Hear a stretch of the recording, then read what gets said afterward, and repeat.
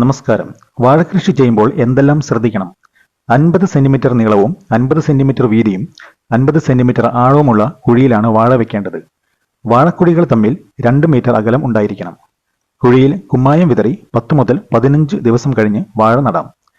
1 litre വെള്ളത്തിൽ 25 gram Pseudomonas കലർത്തി അതിൽ വാഴക്കന്ന് മുക്കി 10 മിനിറ്റ് തണലിൽ ഉണക്കി വേണം വാഴക്കന്ന് വയ്ക്കാൻ.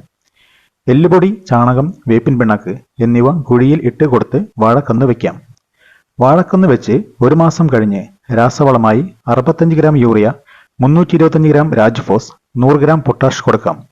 2-ാം മാസം urea 50 gram, Rajphos 250 gram, potash 100 gram കൊടുക്കാം. തുടർന്നുള്ള മാസങ്ങളിൽ രാജ്ഫോസ് കൊടുക്കേണ്ട ആവശ്യം ഇല്ല. 3-ാം മാസം മുതൽ 6-ാം മാസം വരെ യൂറിയ 50 ഗ്രാം, പൊട്ടാഷ് 100 ഗ്രാം വീതം കൊടുക്കാം.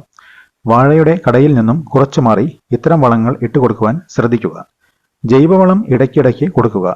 കുല വന്നതിന് ശേഷം വളമൊന്നും കൊടുക്കേണ്ട ആവശ്യമില്ല. രാസവളം ഉപയോഗിക്കാൻ താല്പര്യമില്ലെങ്കിൽ ജൈവവളം കൊടുക്കാം. വേപ്പിൻ പിണ്ണാക്ക്, എല്ലുപൊടി, ആട്ടിൻകാഷ്ടം എന്നിവ കൊടുക്കാം. ആട്ടിൻകാഷ്ടം കൊടുക്കുമ്പോൾ ജലലഭ്യത നന്നായി ഉറപ്പുവരുത്തുക. ചാണക സ്ലറി ഒഴിച്ചു കൊടുക്കുന്നത് നല്ലതാണ്.